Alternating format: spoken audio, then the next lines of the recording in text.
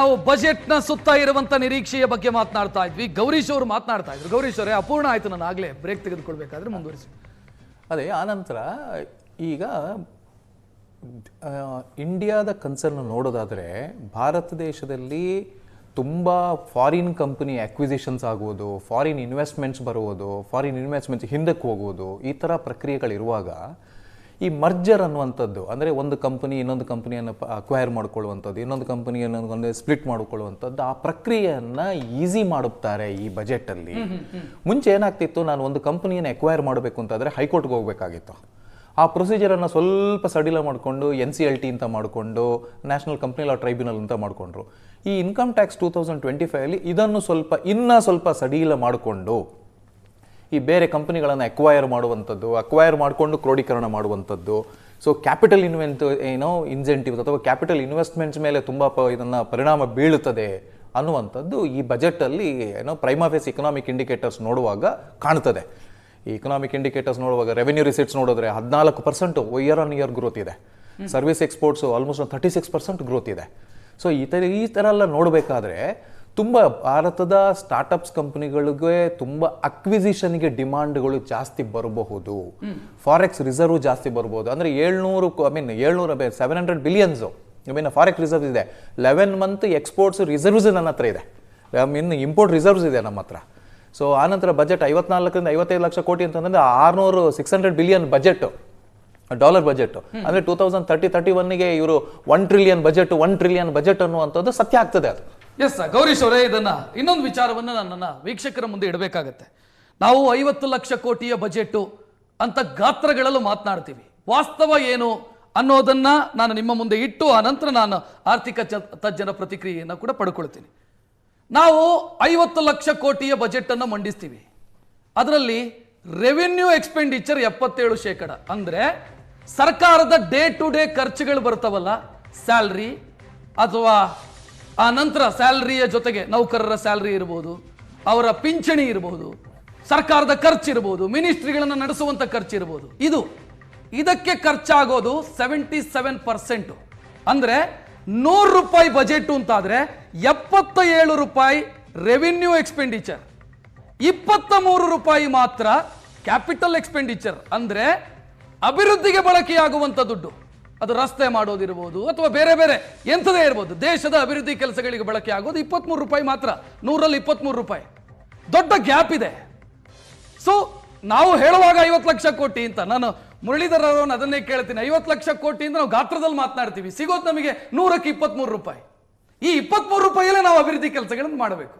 So ಹೆಂಗೆ ಅಂತ ಆಯ್ತು ಅಲ್ಲ, ನೀವು ಏನು ಲೆಕ್ಕದ ವಿಚಾರದಲ್ಲಿ ಹೇಳಿದ್ರೆ ಆಗುತ್ತೆ. ಕ್ರೋಢೀಕರಣ ಅನ್ನೋದು ಈ ಸಲ ಕ್ಯಾಪಿಟಲ್ ಅಸೆಟ್ ಸೇಲ್ಸ್ ಬಗ್ಗೆನೂ ಅದರಲ್ಲಿ ಇರುತ್ತೆ ಬಜೆಟಲ್ಲಿ.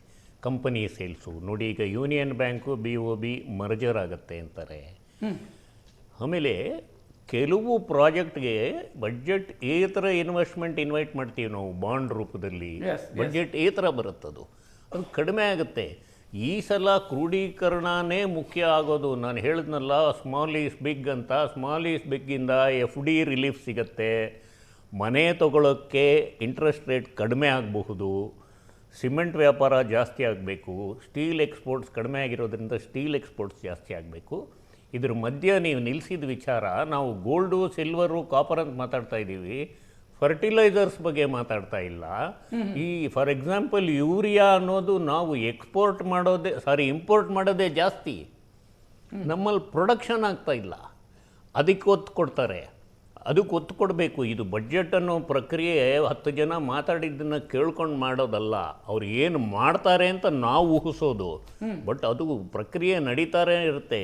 ಹೋದ ವರ್ಷ ನಮ್ಮಲ್ಲಿ ಅದೇ ಒಂದು ವ್ಯತ್ಯಯ ಆಗಿರೋದು. ಈ ಎಕನಾಮಿಕ್ ರಿಪೋರ್ಟ್ಗೆ ಮುಂಚೆ ಹೋದ ವರ್ಷದ ಆಯವ್ಯಯ ಮಂಡಿಸಿದ್ದಿದ್ರೆ ನ್ಯೂಸ್ ಪೇಪರ್ಸ್ಗೆ ನಾವು ಎಕ್ಸ್ಪೆಕ್ಟ್ ಮಾಡಿದ್ದು 50, ಬಂದಿದ್ದಿಷ್ಟು, ನಾವು ಖರ್ಚು ಮಾಡಿದ್ದಿಷ್ಟು, ಉಳಿದಿದ್ದಿಷ್ಟು, ಕ್ಯಾಪಿಟಲ್ಗೆ ಇಷ್ಟು ಕೊಟ್ವಿ, ಬಾಂಡ್ ರೂಪದಲ್ಲಿ ಇಷ್ಟು ಕ್ರೋಢೀಕರಿಸಿದ್ದೀವಿ, 5 ವರ್ಷದಲ್ಲಿ 10 ಕೋಟಿ ವಾಪಸ್ ಕೊಡಬೇಕು, 6 ವರ್ಷದಲ್ಲಿ 20 ಕೋಟಿ ಕೊಡಬೇಕು. ಅದು ಇಲ್ಲ, ಅದು ಡಿಸೆಂಬರ್ವರೆಗೂ ಕೊಡ್ಬೋದಿತ್ತು, ಅಥವಾ ಹೋದ ವರ್ಷದ ಕೊಡ್ಬೋದಿತ್ತು, 24 ಮಾರ್ಚದ್ದು ಕೊಡ್ಬೋದಿತ್ತು. ಸೊ ಈ ವಿಚಾರದಲ್ಲಿ ಕ್ರೋಢೀಕರಣ ಅಂದರೆ ಡಿಪಾಸಿಟ್ ಲಿಂಕ್ಡ್, ಇನ್ವೆಸ್ಟ್ಮೆಂಟ್ ಲಿಂಕ್ಡು, ಕೆಲವು ಸೇಲ್ಸ್ ಇರುತ್ತೆ. ಹೋದ ವರ್ಷ ಅನೌನ್ಸ್ ಮಾಡಿದ ಸೇಲ್ಸ್ ಜಾಸ್ತಿ ಆಗಿಲ್ಲ. ಆಮೇಲೆ ಈ ರೈಲ್ವೆ ಪ್ರಾಜೆಕ್ಟ್ಸ್ ಇದೆಯಲ್ಲ, ಸಿಕ್ಕಾಪಟ್ಟೆ ದೊಡ್ಡ ಪ್ರಾಜೆಕ್ಟು. ಈ ಸಲ ಯು ಕ್ಯಾನ್ ಎಕ್ಸ್ಪೆಕ್ಟ್ ಬಿಗ್, ಇವರು ಹೇಳ್ದಂಗೆ ಕೆಲವು ಸ್ಟೇಟ್ಸಲ್ಲೂ ಬಿಗ್ ಪ್ರಾಜೆಕ್ಟ್ಸ್ ಆಗ್ಬೋದು. ಬಟ್ ಏನೇ ಆಗಲಿ, ಎಲೆಕ್ಷನ್ ಅಂತ ಖರ್ಚಾಗುತ್ತೋ ಎಲೆಕ್ಷನ್ ಅಲ್ಲ ಅಂತ ಖರ್ಚಾಗುತ್ತೋ, ಭಾರತ ದೇಶದಲ್ಲಿ ಹಣದ ಹರಿವು ಜಾಸ್ತಿ ಇದೆ, ಹರವು ಜಾಸ್ತಿ ಇದೆ, ಹರಿವು ಕಮ್ಮಿ ಇದೆ.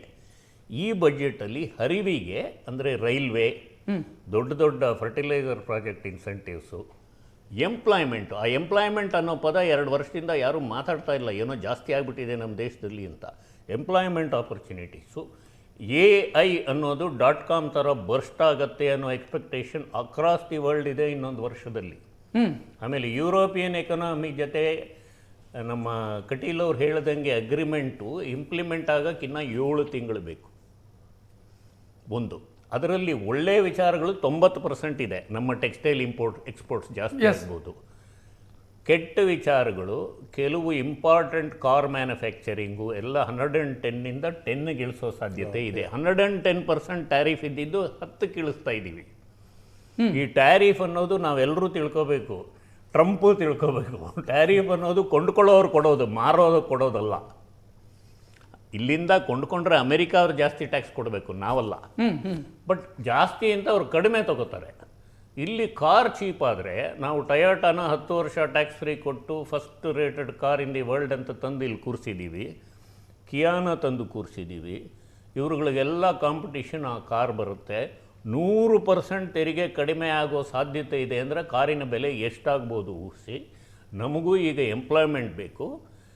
AI ಅನ್ನೋದು ಗೂಗಲ್ನವರು 16,000 ವರ್ಕರ್ಸ್ನ ತೆಗಿತೀವಿ ಅಂತಿದ್ದಾರೆ. ಗೂಗಲ್ನವರು ಅನ್ನೋದು ಒಂದು ಅಕ್ಕಿ ಒಂದು ಕಾಳು ತೆಗೆದು ಬೆಂದಿದೆಯಾ ಇಲ್ವಾ ಅಂತ ನೋಡೋ ಅಂಥ ಸ್ಯಾಂಪಲ್ ಕಂಪನಿ. ಅಮೆಝಾನ್ 16,000. 16,000. ಸೊ ಇದು ಎಂಪ್ಲಾಯ್ಮೆಂಟ್ಗೆ ಏನು ಒತ್ತು ಕೊಡ್ತಾರೆ, ಆಮೇಲೆ ಇನ್ವೆಸ್ಟ್ಮೆಂಟ್ಗೆ ಏನು ಒತ್ತು ಕೊಡ್ತಾರೆ. ಬ್ಯಾಂಕಿಂಗ್ ಸೆಕ್ಟರಲ್ಲಿ ಬಹಳ ಸರಳೀಕರಣ ಆಗುತ್ತೆ. Income ಟ್ಯಾಕ್ಸಲ್ಲಿ compliance. ಸರ್, ನಾನು ಟ್ಯಾಕ್ಸ್ನ ವಿಚಾರಕ್ಕೆ ಪರ್ಟಿಕ್ಯುಲರ್ ಆಗಿ ಬರ್ತೀನಿ ನಿಮ್ಮ ಹತ್ರ. ನಾನು ಕ್ಯಾಪಿಟಲ್ ಎಕ್ಸ್ಪೆಂಡಿಚರ್ ಬಗ್ಗೆ ಕೇಳಿದೆ ಸರ್. 23% ಇದೆ ಅಂದರೆ ಮೊದಲಿಗೆ ಕಂಪೇರ್ ಮಾಡಿದರೆ ಈಗ ಬೆಟರು. ಹಾಂ, ಆದರೆ ಈಗ 23% ಅಂತಂದರೆ ಈಗ ಬಜೆಟ್ 54 ಲಕ್ಷ ಕೋಟಿ ಅಂತಂದ್ರೂ ಅದರಲ್ಲಿ ಫಿಸ್ಕಲ್ ಡೆಫಿಸಿಟ್ ನಿಮಗೆ 3% ಅಂತ ತೆಗೀರಿ.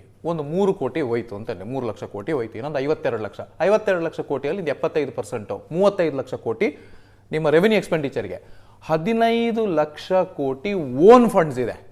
15 ಲಕ್ಷ ಕೋಟಿ ಇಂಡಿಯಾದಲ್ಲಿ ರೆವೆನ್ಯೂ ಜನರೇಟ್ ಆದಂಥ ಫಂಡ್ಗಳನ್ನೇ ಇನ್ವೆಸ್ಟ್ ಆಗುವಂಥದ್ದು.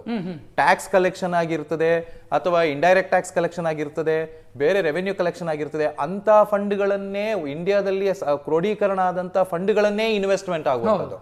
ಅದು ಬಿಟ್ಟು ಹೊರಗಡೆಯ ಫಂಡ್ಗಳಿಗೆ ಅವಕಾಶಗಳು ಇದೆಯಾ ಅಂತ ಕೇಳಿದ್ರೆ ಅದು ಬಜೆಟ್ ಅಲ್ಲಿ ಬರೋದಿಲ್ಲ. ಕರೆಕ್ಟ್. ಹೊರಗಡೆ ಫಂಡ್ಗೆ ತುಂಬಾ ಅವಕಾಶಗಳಿದೆ. FDIಸ್ಗೆ ತುಂಬಾ ಓಪನ್ ಮಾಡ್ತಾರೆ. ಅದನ್ನೇ ಸರ್ ಹೇಳ್ತಾ ಇರೋದು. ಏನೋ ಇನ್ವೆಸ್ಟ್ಮೆಂಟ್ ಬೇಸ್ಡ್ ಇನ್ವೆಸ್ಟ್ಮೆಂಟ್ಸ್ ತುಂಬಾ ಡೆವಲಪ್ಮೆಂಟ್ ಕೊಡ್ತದೆ, ತುಂಬಾ ಸಡಲೀಕರಣ ಆಗ್ತದೆ. FDIs ತುಂಬಾ ಸೆಕ್ಟರ್ಸ್ ಅಲ್ಲಿ ಓಪನ್ ಆಗ್ತದೆ. FDI related investments incentives open ಆಗ್ತದೆ. ಆನಂತರ ಈಕ್ವಲ್ ಅಮೌಂಟ್ ಬರ್ಬಿಡ್ಬೋದು. ಬಜೆಟ್ ಗಾತ್ರದ ಈಕ್ವಲ್ ಅಮೌಂಟ್ ಬರ್ಲಿಕ್ಕೆ ಆಗೋದಿಲ್ಲ. ಬಟ್ ಬಜೆಟ್ ಗಾತ್ರದ 10-20% ಬಂದ್ರೂ ನೀವು ಅಲ್ಲೊಂದು 15 ಲಕ್ಷ ಕೋಟಿ, ಇಲ್ಲೊಂದು 15 ಲಕ್ಷ, 30 ಲಕ್ಷ ಕೋಟಿ ಆಯ್ತಲ್ಲ ಇನ್ವೆಸ್ಟ್ಮೆಂಟ್ಸ್. ಸೊ ಬಜೆಟ್ ಗಾತ್ರ ನೀವು ನೋಡೋದಾದ್ರೆ 70% ಹೌದು ರೆವೆನ್ಯೂ ಎಕ್ಸ್ಪೆಂಡಿಚರ್ ಇದ್ದೇ ಇರ್ತದೆ. ಆದ್ರೂ ಇದನ್ನ ಕ್ಯಾಪಿಟಲ್ ಇಂಟೆನ್ಸಿವ್ ಇನ್ವೆಸ್ಟ್ಮೆಂಟ್ಸ್ ಇವರು ಕಡೆಗಣಿಸ್ತಾ ಇಲ್ಲ ಬಜೆಟ್ ಅಲ್ಲಿ over a period of time ಅನ್ನುವಂಥದ್ದು ಸತ್ಯ. ಅದು ಅದರ ಆಧಾರದ ಮೇಲೆ ಬಜೆಟ್ ನಿಂತಿರುವಂಥದ್ದು ಅಂತ ಹೇಳ್ತಾ ಇರೋದು. ಸೊ ಪ್ರೈವೇಟ್ ಇನ್ವೆಸ್ಟ್ಮೆಂಟ್ಸ್ಗೆ ಇಂಡಿಯಾದಲ್ಲಿ ತಗೊಳ್ಬಾರದು ಅಂತ ಇಲ್ಲ, ಅಥವಾ ಇಂಡಿಯಾದಲ್ಲಿ ಮಾರ್ಕೆಟ್ ಇಲ್ಲ ಅಂತ ಇಲ್ವೇ ಇಲ್ಲ. ಸೊ ಎಲ್ಲಾ ಪ್ರಪಂಚದ ಎಲ್ಲಾ ದೇಶಗಳು ಇನ್ವೆಸ್ಟ್ಮೆಂಟ್ ಮಾಡ್ತಾ ಇದ್ದೇವೆ. ಆ ಇನ್ವೆಸ್ಟ್ಮೆಂಟ್ ಬರ್ತಾ ಇದೆ ಇಂಡಿಯಾಕ್ಕೆ. ಈವನ್ ಕೆಲವೊಂದು ಗವರ್ಮೆಂಟ್ ಹ್ಯೂಜ್ ಚೇಂಜಸ್ ಅನ್ನ ತರುತ್ತೆ. ಸರ್ಕಾರ ಎಷ್ಟು ಖರ್ಚು ಮಾಡುತ್ತೋ ಅಲ್ಲೂ ಕೂಡ ಅಷ್ಟೇ ಖರ್ಚಾಗುತ್ತೆ. ಪ್ರೈವೇಟೈಸೇಷನ್ ಅನ್ನುವಂಥದ್ದು ಕಾಣ್ತಾ ಇದ್ದೇವೆ ನಾವು.